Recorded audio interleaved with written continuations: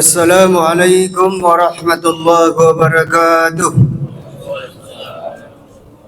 Nahmaduhu wa nasta'inu wa nastaghfiruh wa nu'minu bihi wa natawakkalu alayhi wa na'udzu billahi min shururi anfusina wa min sayyiati a'malina. May yahdihillahu fala mudilla lahu wa may yudlil fala hadiya lahu. Asyhadu an la ilaha illallah wa asyhadu anna Muhammadan abduhu wa rasuluh la nabiyya ba'da. Allahumma salli ala Sayyidina Muhammad wa ala alihi Sayyidina Muhammad.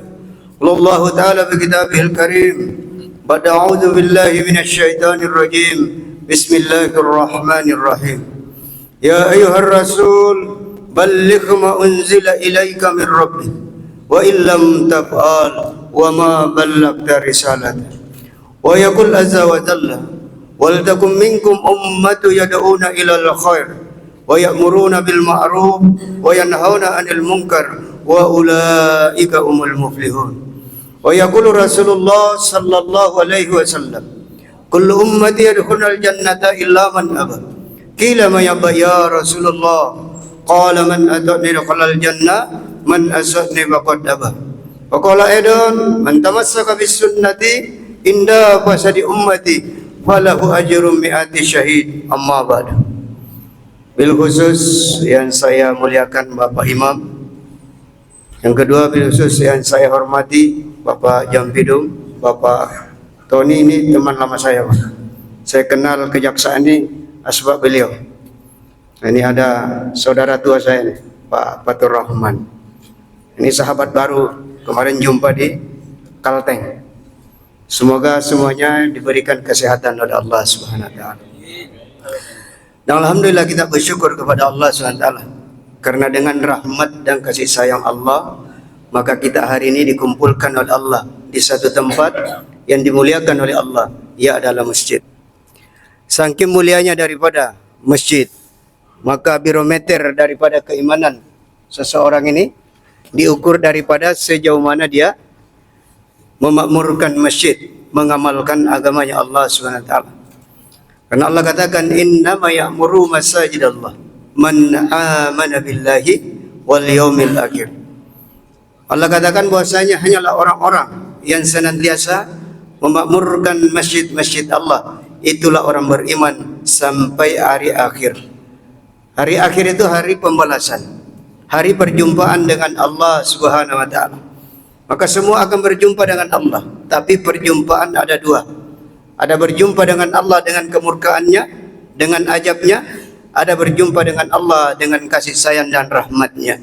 Yaitu adalah orang yang taat kepada Allah Subhanahu wa taala. Karena ketaatan ini adalah pilihan, bukan daripada kemampuan, tetapi pilihan Allah Subhanahu wa taala. Kalau kemampuan semua mampu untuk datang taat kepada Allah, solat. Tetapi Rasulullah SAW katakan, "Mayyiridillahu bihi khairan yufaqihu fiddin." Kalau Allah sayang kepada seorang hamba, jadi ciri orang yang dicintai oleh Allah itu dipahamkan atasnya perkara agama, dimudahkan untuk amalkan agama. Maka kita yang ada semua di sini, inilah orang-orang yang dicintai oleh Allah Subhanahu wa taala. Dan kecintaan Allah kepada kita, kalau ingin menghitung nikmat Allah, walan ta'udun nikmati la tusuha, kata Allah. Jadi sekiranya kita ini mengumpulkan, di dalam satu riwayat dikatakan, kalau kita ingin menghitung nikmat Allah, maka dikumpulkanlah seluruh air di permukaan bumi untuk dijadikan daripada tinta. Dikumpulkan ranting kayu untuk dijadikan pena, pulpennya. Dikumpulkan seluruh daun di permukaan bumi untuk menjadikan kertas untuk menghitung satu nikmat Allah Subhanahu wa taala. Maka Allah katakan la tusuha, kamu tidak akan mampu. Jadi kita hidup ini Pak, apa kemampuan kita, apa yang diperintahkan oleh Allah, itulah kemampuan yang namanya manusia. Kemampuan Allah itu yang diberikan oleh Allah dengan kita apa? La in syakartum la azidannakum wa la in kafartum inna azabi lasyadid. Itulah kemampuan manusia. Kemampuan manusia itu hanya bersyukur. Apa syukur itu? Namanya terima kasih. Itu saja kemampuan manusia. Menghitung nikmat Allah, apalagi ingin membayar. Allah katakan tidak akan mampu. Kita mengambil contoh nikmat yang kecil, nikmat kedipan mata saja.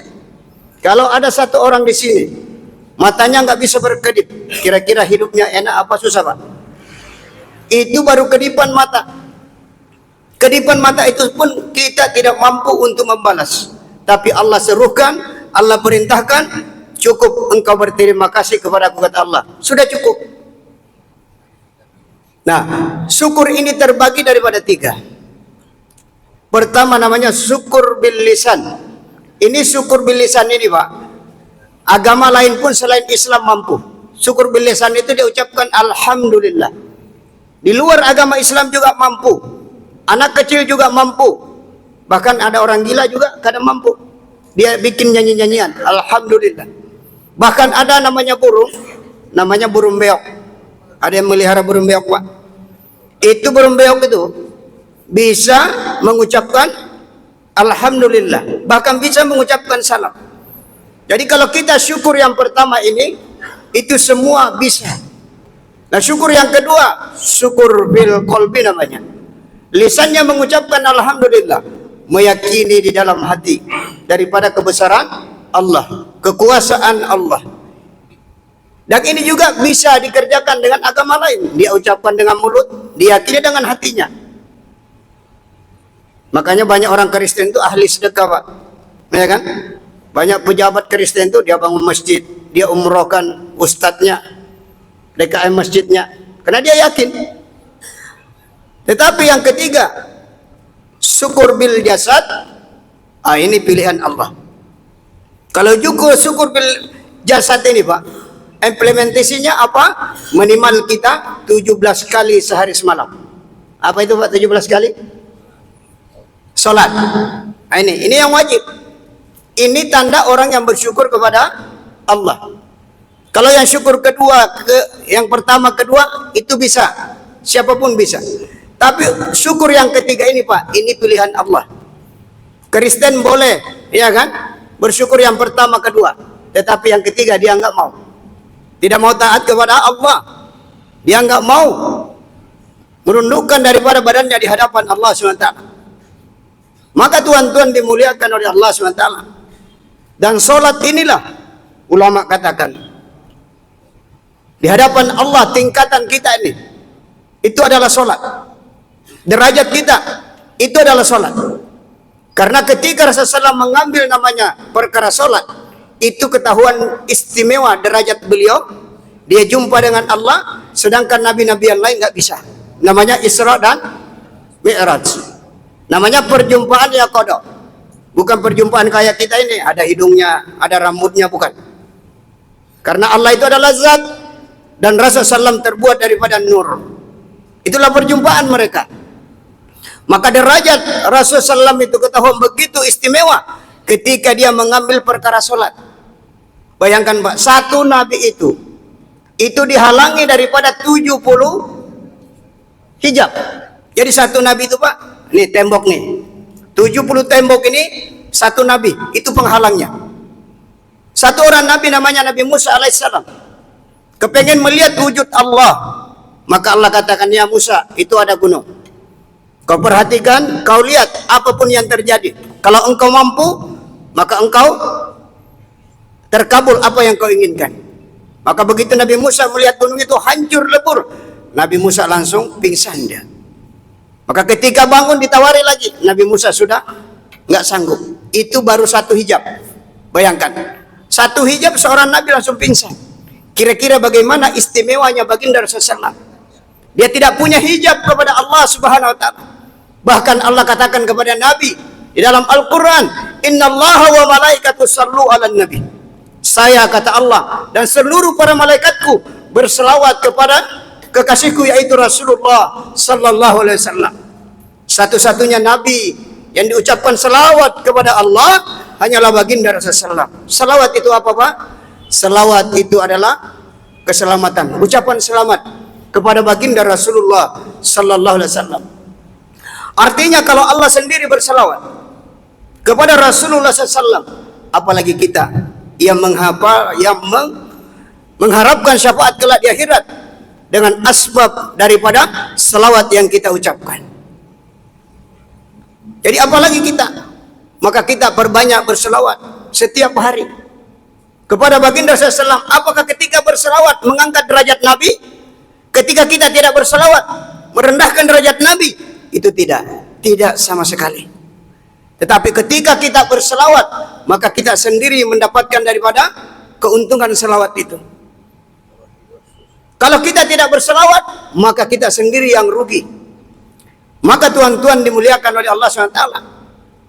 Maka pernah Nabi Musa katakan, "Ya Allah, saya seorang nabi dan juga saya seorang rasul. Kekasihmu Muhammad, dia juga nabi dan dia juga rasul. Kenapa lebih istimewa? Lebih tinggi derajatnya dengan nabi-nabi yang lain." Bayangkan. Maka Allah katakan, "Ya Musa, engkau beramal mencari keridhaanku." Sama kita datang di sini, Pak. Beramal, sholat, pasti mencari keridhaan Allah. Begitu juga nabi-nabi. Tetapi beda dengan kekasihku, kata Allah, yaitu Rasulullah SAW. Apabila aku ingin menetapkan sesuatu kepadanya, maka aku bertanya dulu. Maka Allah bertanya. Di dalam satu riwayat, Allah katakan, "Ya kekasihku Muhammad, apa yang membuat engkau senang? Apa yang membuat engkau bahagia?" Maka Rasulullah SAW katakan, "Wa ahadum min ummati la dakhuluna nar." Kata Rasulullah SAW, "Ya Allah, tidak satu pun umatku yang masuk dalam neraka." Maka Allah katakan, kalau itu yang membuat engkau bahagia, itu yang membuat engkau senang, fatardo, aku kabulkan, kata Allah Subhanahu wa taala. Maka tuan-tuan di masa taala, begitu mulia baginda Rasulullah SAW. Dan satu-satunya amal yang tidak melalui daripada para malaikat hanya amalan sholat. Kalau amalan yang lain, wa ma yantiqu anil hawa in huwa illa wahyu yuha, itu bersumber dari Allah kepada malaikat, baru kepada Rasulullah SAW. Tapi sholat langsung diberikan oleh Allah Subhanahu wa taala. Kenapa sholat itu langsung diberikan? Karena sholat inilah penyelamat buat umat Rasulullah SAW, kebahagiaan buat umat Rasulullah SAW. Makanya kalau satu orang katakan sholat itu di atas segala-galanya buat saya, maka dia dipandang oleh Allah orang yang di atas segala-galanya. Kalau dia katakan sholat itu mulia buat saya, maka dia dipandang oleh Allah adalah orang mulia. Kalau dia katakan sholat itu utama buat saya, maka dia dipandang oleh Allah orang paling utama. Tapi kalau dia katakan sholat itu perkara biasa buat saya, maka pandangan Allah kepada orang ini adalah pandangan biasa. Berarti dia orang biasa di hadapan Allah. Kalau orang biasa, Pak, dia ada tidak ada, itu tidak ada pengaruhnya.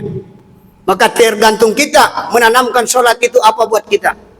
Kalau biasa-biasa saja, maka Allah pandang kita orang biasa. Karena tidak ada amal yang paling terbaik ketetapan Allah kecuali sholat. Tidak ada, karena sholat itu adalah tiang agama. As-salatu imanuddin. Sholat tiang agama. Siapa yang mengerjakan sholat, berarti dia menegakkan agama. Siapa meninggalkan sholat, maka dialah penghancur agama. As-salatu khairu maudu. Dan sebaik-baik ketetapan Allah kepada seorang hamba adalah sholat. Bukan hajinya, bukan umrohnya, bukan sedekahnya atau yang lain. Kalau misalnya haji menjadi patokan, manusia menjadi terbaik di hadapan Allah, tidak semua kita bisa berhaji, Pak. Karena hanya ada yang yang banyak duitnya dan dipilih oleh Allah, itu bisa berhaji.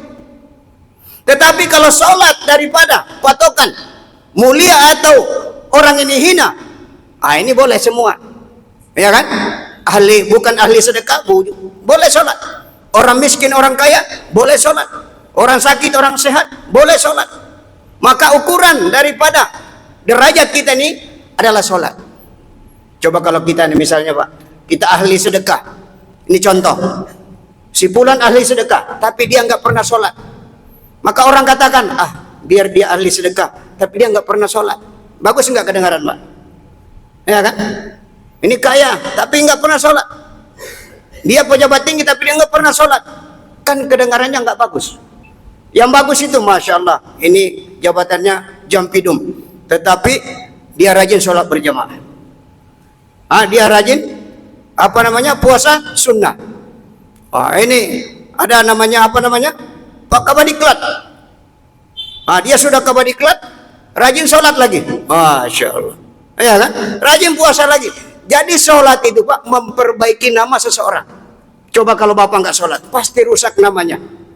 Ya, nggak ada artinya. Karena Nabi katakan sholat itu seperti kepala pada badan. Paham artinya itu Pak? Contoh begini saja, orang datang di rumah kita, Assalamualaikum, buka pintu. Orang ini datang buka pintu, nggak punya tangan. Namanya apa itu Pak? Manusia. Kalau nggak punya tangan apa namanya? Puntung. Apa-apa? Puntung. Tapi masih manusia. Datang lagi yang kedua, Assalamualaikum. Dia ketuk pintu buka, nggak punya paha satu. Apa namanya? Masih puntung juga. Datang yang ketiga, nggak beri salam dia, cuma ketok. Dibuka, nggak ada kepalanya. Apa namanya Pak? Hantu, setan. Jadi manusia itu Pak kalau nggak sholat, kata Nabi seperti itu, seperti mayat yang berjalan. Bayangkan Pak, keras. Bahkan Nabi katakan kalau dengar suara azan, kalian tidak datang, maka lebih baik dituangkan di dalam telinganya timah panas. Jadi timah itu Pak, dunia akhirat bikin orang sengsara. Timah itu Pak, coba lihat timahnya polisi, timah tentara ya kan? Bikin orang mati. Itu di dunia Pak. Nanti di akhirat timah itu diinjak. Ketika matahari sejengkal di atas kepala, timah mendidih yang kita injak nanti di padang mahsyar. Bayangkan. Jadi timah itu Pak, maka Bapak harus bersahabat dengan timah, ya kan? Supaya di akhirat selamat. Dan dikatakan as-salatu miftahul jannah. Salat itu adalah kunci daripada surga. Bapak sekecil apapun kebaikan Bapak di dunia ini pasti diberi balasan oleh Allah. Tetapi kalau kita di akhirat yang mempunyai kebaikan Pak, kita di dunia saja tuh Pak kalau buat kebaikan kan kita apa namanya berpikiran semoga dibalas oleh Allah, semoga kita dapat kelak di akhirat daripada balasannya. Balasan akan dapat tapi dengan satu syarat, as-salatu miftahul jannah. Salat itu pembuka daripada pintu surga. Dan pintu surga itu enggak seperti pintu masjid, didorong kuncinya diputar, enggak. Dia otomatis. Apabila salatnya sesuai perintah Allah yang dicontohkan oleh baginda Rasulullah SAW, maka itu pintu surga otomatis terbuka dengan sendirinya. Maka sesibuk apapun kita Pak, pekerjaan apapun yang kita buat, maka kita jangan sampai meninggalkan yang namanya sholat.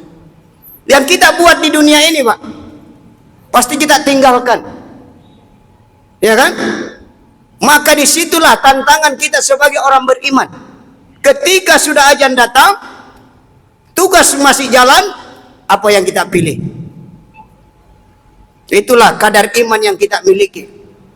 Nah, kadar iman yang lemah pasti dia lanjutkan. Kadar iman yang takut kepada Allah, maka dia pasti akan datang menghadap kepada Allah SWT. Karena sholat itu adalah kemenangan. Tidak ada kemenangan yang abadi kecuali orang yang senantiasa mengerjakan perintah Allah Subhanahu wa taala. Insyaallah Pak ya. Biasanya nih kultumnya 20 menit. Sudah berapa menit ini?